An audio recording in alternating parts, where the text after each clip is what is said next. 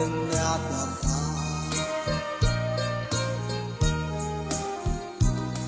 ពេលមុនយើងធ្លាប់រួមរស់រួមទុក្ខរួមសុខជាមួយគ្នា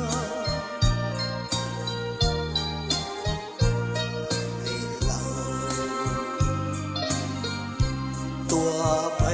យ៉ាងណាខ្ញុំសូមសច្ចាស្មោះត្រង់អ្នក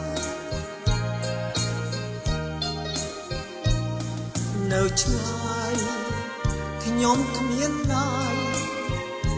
ចំពោះខ្លួនអ្នកសោះឡើយស្នេហាខ្ញុំគ្មានស្បែកព្រោះអ្នកជា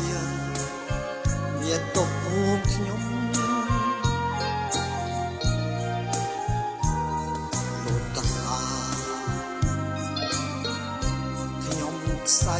ជីវ៉ាខ្ញុំសូម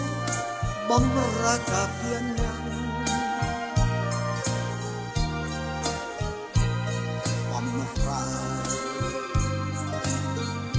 ដោយសែនស្មោះស្ម័គ្ររួមរះនឹងអ្នក